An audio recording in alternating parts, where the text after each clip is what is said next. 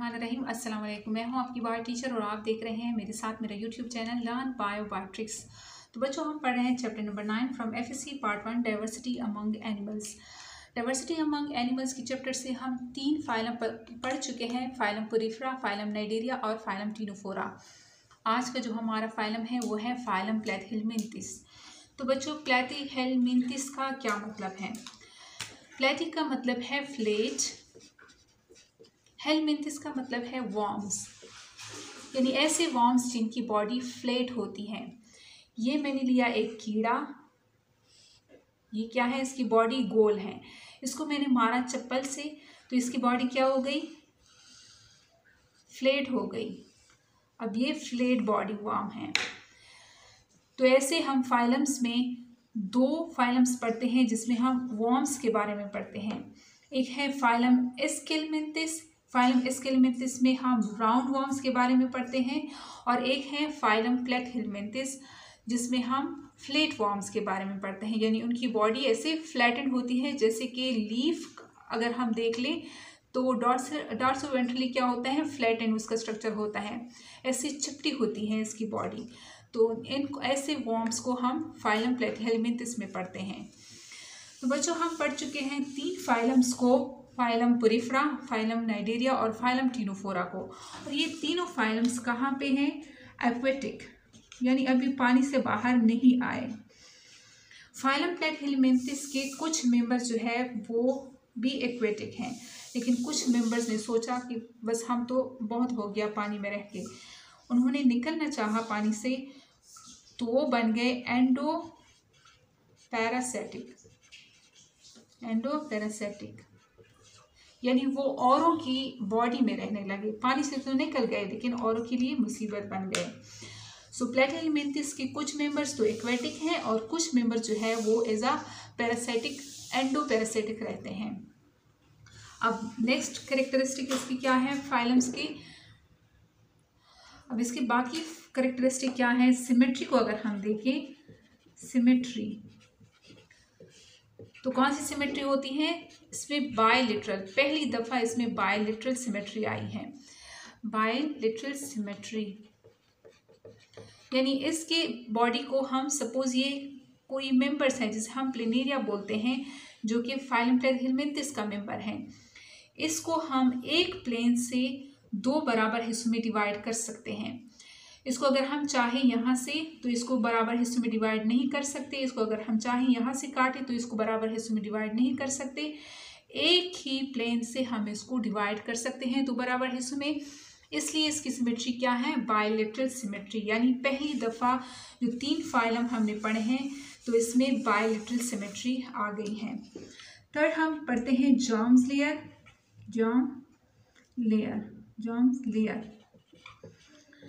Germs layer क्या है? Triploblastic. ये भी ट्रिप्लोब्लास्टिक, यानी ये कैरेक्टर भी पहली दफ़ा किसी फाइलम में आया है।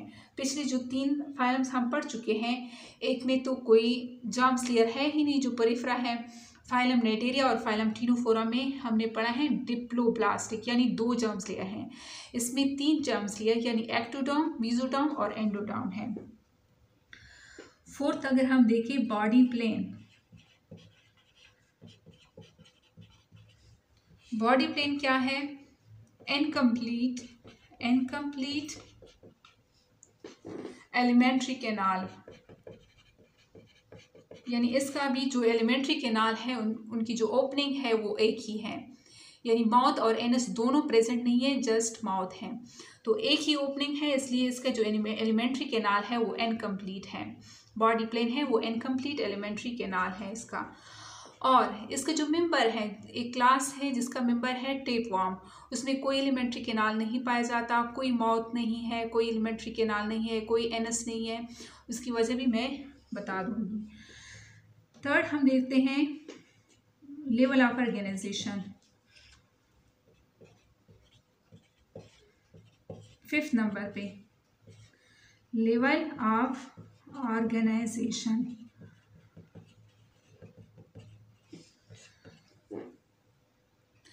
लेवल ऑफ ऑर्गेनाइजेशन पोरिफेरा में अगर हम देखें तो वहाँ पे उनकी बॉडी सेल से मिलकर बनी थी। नाइडेरिया और टीनोफोरा टिश्यूज आ गए थे उसमें। अब यहाँ पे आर्गन लेवल आ गया है, यानी आर्गन्स आ गए हैं फ्लैटी हेलमिंथिस में। 6 नंबर पे एक्सक्रीशन। एक्सक्रीशन के लिए स्पेशलाइज्ड सेल्स आ गए हैं जिसे हम फ्लेम सेल्स बोलते हैं। ये भी पहली दफ़ा ही आए हैं। फ्लेम सेल्स या प्रोटोनिफ्रेडिया।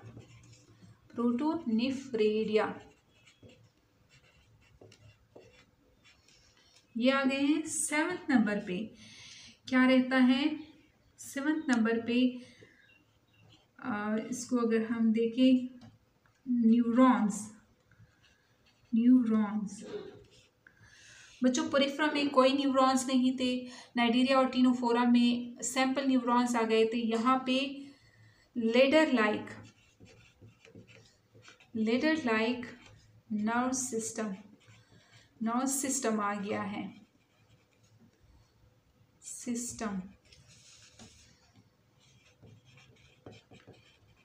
और पहली दफ़ा यहाँ पे हेड फॉर्मेशन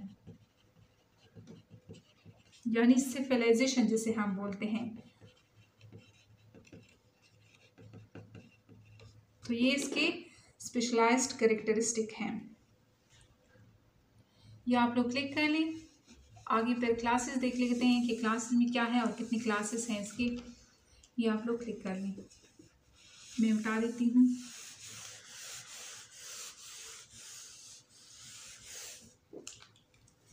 क्लासेस 3 क्लासेस हम पढ़ते हैं इसके। First one is Turbellaria.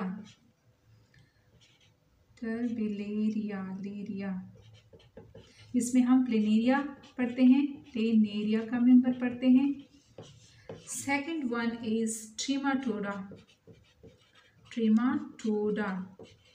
जिसमें हम लीवर फ्लूक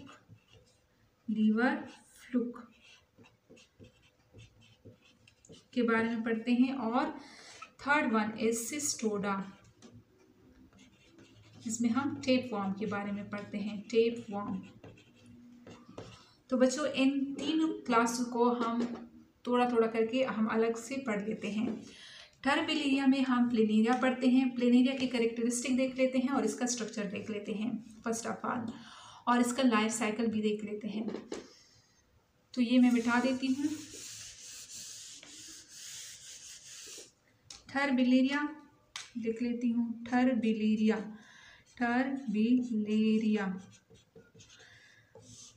प्लेनेरिया, तो नज़र ही नहीं आ रहा।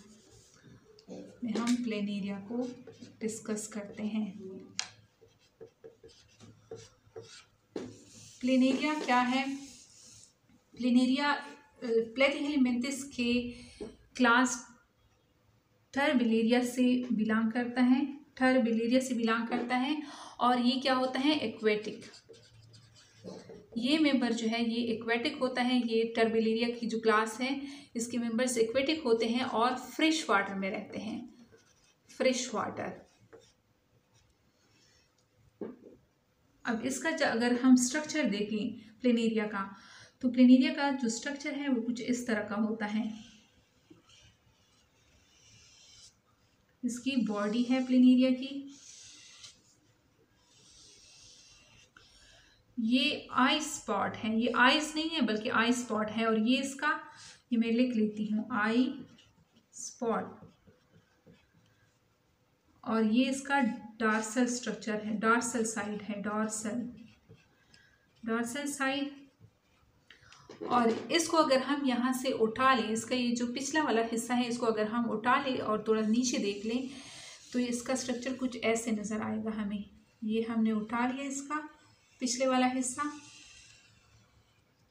तो यहाँ से इसका जो एलिमेंट्री कैनाल है वो कुछ इस तरह का स्ट्रक्चर बना लेता है। एलिमेंट्री कैनाल वेंट्रल साइड पे हमें नज़र आता है। ये है माउथ, और ये माउथ भी कुछ अजीब तरीके से है बाहर निकला हुआ। इसको हम बोलते हैं, जो स्ट्रा लाइक स्ट्रक्चर है इसको हम बोलते हैं फेरिंग्स। फेरिंग्स। और इसकी बॉडी पे क्या होता है, ये एलिमेंट्री किनार यहाँ तक आया होता है और यहाँ पे फ्लैम सेल्स भी होते हैं। इसकी बॉडी में फ्लैम सेल्स होते हैं। और आई स्पॉट क्या करता है, आई स्पॉट जो है वो इससे इसको नज़र नहीं आता, लेकिन ये इस आई स्पॉट के ज़रिए से लाइट को डिटेक्ट कर सकता है। ये अपने इस मुंह से खाएगा भी और इससे एक्सक्रीट भी करेगा, यानी इसका जो एलिमेंट्री कैनाल है वो इनकम्प्लीट है। और यहाँ पे अगर हम नर्व्स की बात करें तो इसको हम दोबारा से ड्रा कर लेते हैं।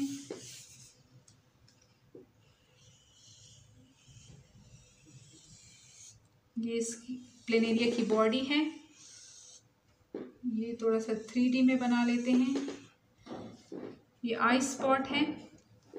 यहाँ पे बहुत सारे न्यूरॉन्स होते हैं, यानी न्यूरॉन्स का ग्रुप होता है जिसे हम क्या बोलते हैं, ganglia. Ganglia, group of neurons is called ganglia. In neurons के जो एक्सॉन होते हैं वो वेंट्रल साइड पे ऐसे लंबे लंबे वेंट्रल साइड पे ऐसे जाते हैं और डबल स्ट्रैंड सा बना लेते हैं। यस, ऐसे, और ये दूसरा स्ट्रैंड इन्होंने बना लिया, यानी डबल स्ट्रैंड बना लेते हैं और वेंट्रल साइड पे जाते हैं। These are axon. ये जो है एक्सॉन है, ये दोनों, ये भी है और ये भी है। यहाँ पे और होते हैं न्यूरॉन्स होते हैं जो कि लेडर लाइक स्ट्रक्चर बनाते हैं, जो एक्सॉन है उनके साथ अटैच होते हैं और लेडर लाइक स्ट्रक्चर बनाते हैं।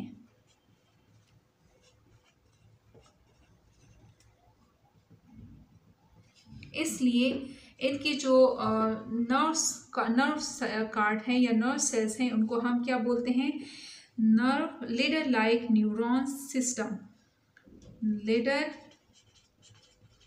लाइक न्यूरॉन सिस्टम,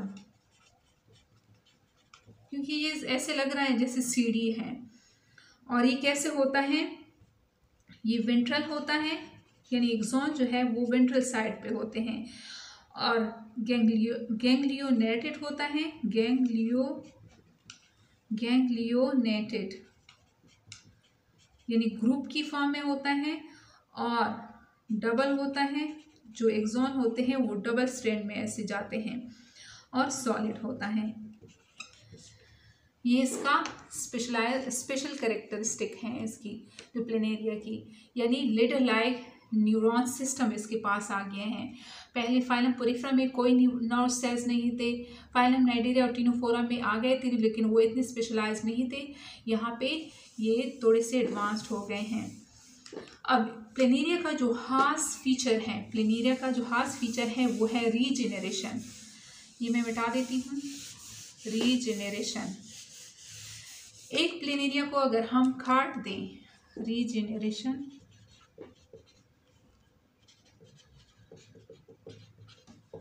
प्लेनेरिया को अगर हम काट दें, ये इसका सिर है,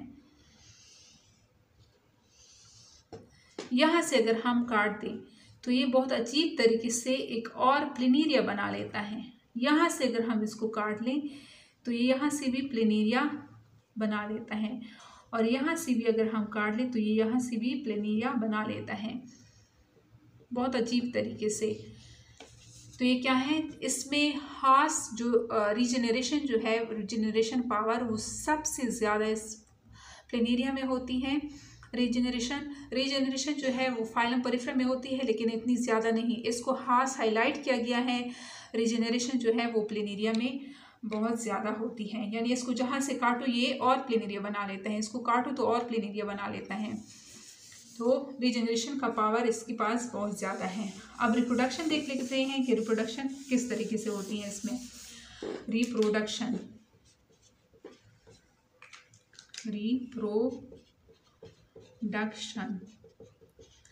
रिप्रोडक्शन इसमें एसेक्सुअल भी होती है और सेक्सुअल भी। एसेक्सुअल कुछ इस तरीके से होगी, यानी एक प्लेनेरिया है वो यहाँ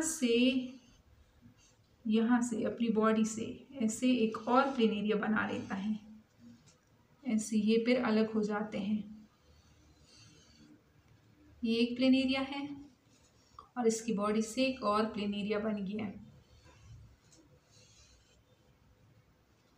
ये एसेक्सुअल रिप्रोडक्शन इस तरह होगी। और सेक्सुअल रिप्रोडक्शन दे आर, यानी सेक्सुअल रिप्रोडक्शन, ये मैंने बनाया एक प्लेनेरिया,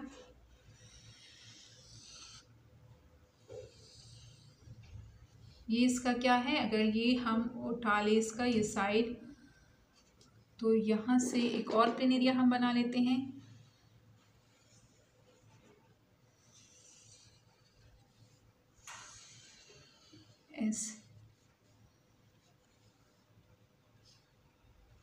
तो यहाँ से ये अपने जो स्पर्म्स है वो क्या कर लेते हैं, ट्रांसफ़र कर लेते हैं एक दूसरे में। और इनमें क्या होती हैं, इंटरनल फर्टिलाइजेशन, यानी बॉडी के अंदर फर्टिलाइजेशन होगी। तो ये क्या है, इसकी रिप्रोडक्शन है। इसके अलावा ये क्या होते हैं, ये कार्निवोरस होते हैं। कार्निवोरस यानी गोश्त के टुकड़ों को खाते हैं इस तरह। अब फ्लैटिंग हेलमिंथेस की सेकेंड क्लास हम पढ़ लेते हैं। ये फाइलम प्लेनेरिया का प्लेनेरिया जो है कैरबुलेरिया जिसे हम बोलते हैं वो हो गया है। अब सेस्टिडा के बारे में हम पढ़ते हैं। सेस्टिडा second class number 2 सेस्टिडा।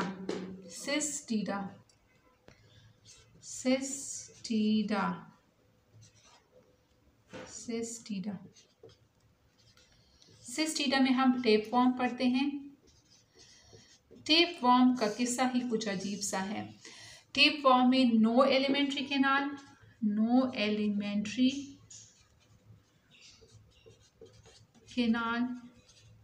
No mouth, no anus,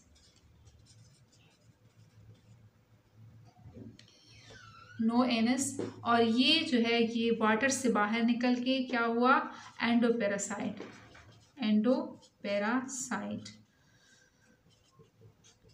इसको ज़रूरत ही नहीं है एलिमेंट्री कैनाल की, माउथ की, एनस की। क्या करता है, ये ह्यूमन के स्मॉल इंटेस्टाइन में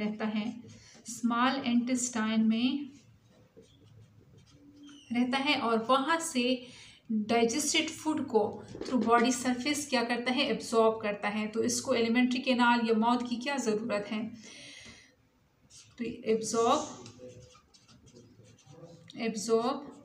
डाइजेस्टेड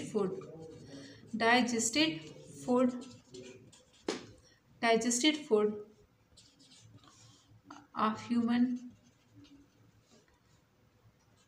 बॉडी। इसमें क्या होते हैं, इसमें सकर्स लगे होते हैं, इसकी बॉडी पे सकर्स लगे होते हैं और उस सकर से ये खुद को इंटेस्टाइन में ऐसे अटैच करता है ताकि वो उसके साथ पेरिस्टाल्सिस के साथ निकले ना। तो ऐसे सकर्स इनके बॉडी में होते हैं। अभी इसका स्ट्रक्चर ड्रा करते हैं कि क्या है, इसका स्ट्रक्चर कैसे होता है। यहाँ पे मैं ड्रा कर लेती हूँ ये। और एक ह्यूमन बॉडी में एक ही टेप फॉर्म होता है, एक से ज़्यादा टेप फॉर्म एक बॉडी में नहीं हो सकते। ये टेप फॉर्म की बॉडी है और ये काफ़ी लंबा होता है। इस हेड वाली रीजन जो हमें हेड की तरह नज़र आता है इसको बोला जाता है स्कॉलिक्स। और ये जो पोर्शन है नेक, इनको हम नेक बोलते हैं। और ये जो नीचे का जो पोर्शन है ये सारी बॉडी, इनको हम स्ट्रोबिला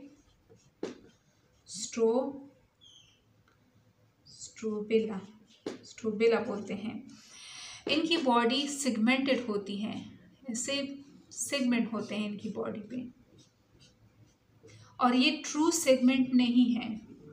ट्रू सेगमेंट हम किसे बोलते हैं, ट्रू सेगमेंट वो होते हैं जो किसी एनिमल्स के लार्वा में भी पाए जाए, लेकिन इसके लार्वा में कोई सेगमेंट नहीं होते, इसलिए हम इसको ट्रू सेगमेंट नहीं बोलते। They are pseudo segmented. यहाँ पे न्यू सेगमेंट्स बनते हैं। ये जो नेक पोर्शन है इसका, यहाँ पे न्यू सेगमेंट्स बनते हैं। और ये जो टेल साइड है इसका, यहाँ पे ओल्ड सेगमेंट्स जो है वो शेड होते जाते हैं, जिसे हम क्या बोलते हैं, एपोलेसिस। एपोलेसिस यानी ये जो सेगमेंट है ये ब्रेक डाउन होके ह्यूमन के एक्सक्रीटा के साथ बाहर निकलते हैं, जिसको हम एपोलेसिस बोलते हैं। अब ये हर एक सेगमेंट जो है वो अपने लिए एक कंप्लीट बॉडी है। हर एक सेगमेंट क्या है, कंप्लीट बॉडी है। ये अपने लिए खुद रिस्पायरेशन भी करते हैं थ्रू जनरल बॉडी सरफेस, सब कुछ अपने लिए खुद करते हैं। जिस तरह एक कंप्लीट एनिमल करता है, इस तरह ये हर एक सेगमेंट जो है वो अपने लिए खुद सब कुछ करते हैं। यहाँ पे जो न्यू सेगमेंट बनते हैं, न्यू सेगमेंट, इनको हम इमैच्योर प्रोग्लॉटिड बोलते हैं। Immature proglottid. ग्लॉटिड क्या है, ग्लॉटिड हम सेगमेंट को बोलते हैं, और यहाँ पे जो सेगमेंट बनते हैं वो इमैच्योर होते हैं, इसलिए हम इनको इमैच्योर प्रोग्लॉटिड बोलते हैं। और ये जो सेगमेंट है यहाँ पे, ये मैच्योर प्रोग्लॉटिड होते हैं, मैच्योर प्रोग्लॉटिड।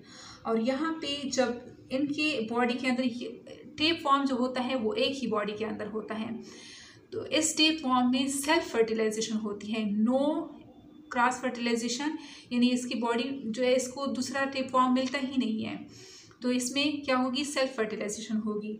सेल्फ फर्टिलाइजेशन के होके यहाँ पे क्या बनेंगे, एग्स, जो फर्टिलाइज्ड एग्स होंगे यहाँ पे, उनको हम ग्रेव्ड प्रोग्लॉटिड बोलते हैं। ग्रेव्ड प्रोग्लॉटिड यानी ये जो यहाँ पे फर्टिलाइज्ड एग वाले सेगमेंट्स हैं वो क्या होंगे, प्रोग्लॉटिड हैं, वो शेड हो जाएंगे। ग्रेव्ड मतलब कि शेड हो जाएंगे और ह्यूमन के एक्सक्रीटा के साथ निकल जाएंगे। अब इसका जो स्कॉलिक्स वाला पार्ट है, हेड जो हमें हेड लाइक नज़र आता है, इसके ऊपर एक ऐसा स्ट्रक्चर होता है। इस स्ट्रक्चर को क्या बोला जाता है, इस स्ट्रक्चर को बोला जाता है रूस्टेलम। इसको रूस्टेलम बोला जाता है। और यहाँ पे 2 पेयर्स ऐसे स्ट्रक्चर्स होते हैं, 2 पेयर्स के, जो कि क्या करते हैं, हुक का काम करते हैं, 2 पेयर्स ऑफ हुक। और यहाँ पे एक स्ट्रक्चर होते हैं, एक उस साइड पे भी होता है, 3 होते हैं, इनको हम सकर्स बोलते हैं, यानी सकर्स इसमें 3 होते हैं, 3 सकर्स होते हैं। 2 पेयर्स ऐसे स्ट्रक्चर्स होते हैं जिसे हम हुक बोलते हैं, और एक ऐसा स्ट्रक्चर होता है जिसे हम रूस्टेलम बोलते हैं। माउथ नहीं है, ये रूस्टेलम है। स्कॉलिक्स यानी इसके जो हेड वाला स्ट्रक्चर है, और ये नेक वाला स्ट्रक्चर है। अब यहाँ से जब ये ग्रेव्ड प्रोग्लॉटिड यानी एपोलाइसिस होगी, ये जो सेगमेंट्स हैं ये शेड होंगे, तो इसमें फर्टिलाइज्ड एग हैं। अब फर्टिलाइज्ड एग जो है वो ह्यूमन एक्सक्रीटा के साथ निकल जाएंगे। अब ह्यूमन क्या है, यहाँ पे इसका साइकिल बना लेते हैं। ये तो इसका स्ट्रक्चर हो गया। अब साइकिल बना लेते हैं कि कैसे लाइफ साइकिल होता है इसका। अब ये बंदा है, ये कोई बंदा है, उसके इंटेस्टाइन में क्या है, उसके इंटेस्टाइन में ये टेप फॉर्म है। टेप फॉर्म ने फर्टिलाइज किया और ऐसे एग्स बना ली, फर्टिलाइज्ड एग बना लिए। जब इसने पॉटी की यानी एक्सक्रीट आउट किया, तो इस पॉटी में क्या आए, ये फर्टिलाइज्ड एग आए जो टेप फॉर्म के थे, ये इसमें आ गए। अब यहाँ से इससे लार्वा बनेगा, ये यहाँ से लार्वा बनेगा, और इसको कौन खाएगा, यहाँ पे कोई पिग आया, इसको मैं बना नहीं रही, ये पिग है। पिग ने इस एक्सक्रीटा को खा लिया। खाने के साथ इसके एलिमेंट्री कैनाल में ये लार्वा चला गया जो टेप फॉर्म का है। ये लार्वा इसके बॉडी में चला गया, इसके एलिमेंट्री कैनाल में। तो एलिमेंट्री कैनाल को ये कोरेज के इनके मसल्स में चला जाता है। ये जो मसल्स है इसमें ये लार्वा आ जाता है। दीज आर मसल्स, ये मसल्स है और ये लार्वा है। ये लार्वा आ गया इसके मसल्स में। अब कोई इस पिगी को खाएगा, दिस इज पिग, कोई इस पिगी को खाएगा, जो अंग्रेज लोग हैं वो इसको खाते हैं। तो इसका जो पोरन होता है, इनको हम जो इसका गोश्त होता है, वैसे अगर इफेक्टेड है यानी ये लार्वा उसमें मौजूद है तो ऐसे पिंक पिंक डॉट लगे होते हैं उसके गोश्त पे। वो अगर कोई बंदा उसको खा लेगा, ये कोई और बंदा है जिसने इस पिगी को खा लिया है, तो इसके पेट में क्या आ गया, टेप वॉर्म का लार्वा आ गया है। अब ये टेप वॉर्म जो है ये बड़ा हो जाएगा, इस तरह डेवलप होके इसके इंटेस्टाइन में आ जाएगा। तो ये इसका लाइफ साइकिल है। यानी इसकी लाइफ साइकिल में दो इसके होस्ट होते हैं। प्राइमरी होस्ट जो है वो ह्यूमन है, जहाँ पे ये रिप्रोड्यूस करता है, प्राइमरी होस्ट, उसको हम प्राइमरी होस्ट बोलते हैं।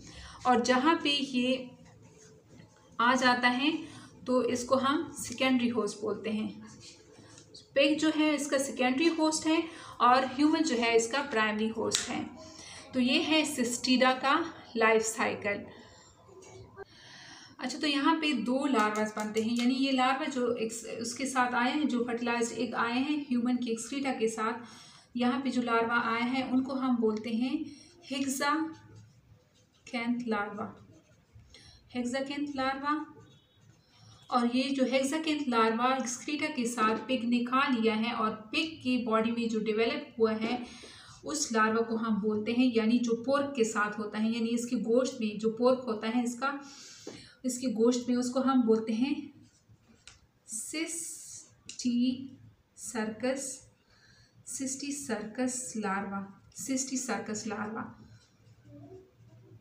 फिर ये सिस्टीसर्कस लार्वा जो है, जो पोर्क खाता है, जो ह्यूमन यानी जो अंग्रेज लोग ये गोश्त खाते हैं इसका, पिग का, उसके बॉडी में चला जाता है और दोबारा से टेप वॉर्म बना लेता है। तो ये तो इसका लाइफ साइकिल था टेप वॉर्म का। और अब देखते हैं लीवर फ्लूक का।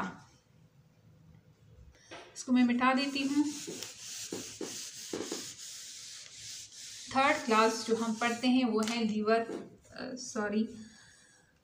वो है ट्रीमाटोडा। इसमें लीवर फ्लूक आता है, लीवर फ्लूक की बॉडी चिपटी होती है। और ये कहाँ पे होता है लीवर फ्लूक? शीप के लीवर में पाया जाता है। शीप के लीवर में ये मैं बना रही हूँ शीप, ये शीप है, ये शीप के लीवर में पाया जाता है, लीवर। और लीवर में क्या कर लेता है, सेक्सुअल रिप्रोडक्शन करके बहुत सारे अंडे दे देता है। और जब ये एक्सक्रीटा के साथ, यानी ये जो लार्वा है इसका, ये एक्सक्रीटा के साथ क्या आ जाता है, जो फर्टिलाइज्ड एग है, इसके जो फीसेस होते हैं इसमें ये लार्वा आ जाते हैं। और ये लार्वा क्या करते हैं, पानी में यानी फ्रेश वाटर में बह जाते हैं। ये वाटर में बह जाते हैं और कहीं पे भी इनको कोई भी चीज़ मिले तो ये उसमें घुसने की कोशिश करते हैं, लेकिन नहीं घुस पाते। जब कहीं पे इसको अपना सेकेंडरी होस्ट मिलता है, जो कि क्या है, ये इसका सेकेंडरी होस्ट है, फ्रेश वाटर स्नेल। ये अगर कहीं इसको मिल जाता है इस लार्वा को, यानी लीवर फ्लूक के लार्वा को, तो ये इसकी बॉडी में एंटर कर जाता है। फिर यहाँ पे इसकी बॉडी में ये एक स्टेज से, यानी लार्वा के एक स्टेज से कई लार्वल स्टेज बना के जब बाहर निकलता है, तो ये कौन से फॉर्म में निकलता है, कौन से लार्वल फॉर्म में निकलता है, ये जब इसकी बॉडी से बाहर निकलता है तो ये जिस लार्वा फॉर्म में निकलता है उनको हम बोलते हैं मेटासर्केरिया लार्वा। और ये मेटासर्केरिया लार्वा जो है, ये किसी प्लांट की लीफ पे ऐसे, ये प्लांट कहीं से इसको मिल जाता है तो इसकी लीफ पे ऐसे निचली साइड पे ऐसे अटैच हो जाता है और ये लीफ जब कोई शीप आके खाता है तो उसके बॉडी में ये मेटासर्किरिया लार्वा दोबारा से चला जाता है। कोई सा भी शीप आता है तो उसकी लीवर को अफेक्ट करता है, जिसे हम लीवर रॉट बोलते हैं। तो ऐसे साइकिल चलता रहता है। यहाँ पे जो प्राइमरी होस्ट है वो क्या है, क्योंकि इस शीप के बॉडी में रिप्रोडक्शन हो रही है, एक फर्टिलाइज हो रहे हैं, तो this is primary host. Sheep जो है वो प्राइमरी होस्ट है और स्नेक जो है वो सेकेंडरी होस्ट है, सेकेंडरी होस्ट है। और शीप का जो शीप की बॉडी से जो लार्वा निकलता है उसे हम मेरिकेडियम लार्वा बोलते हैं।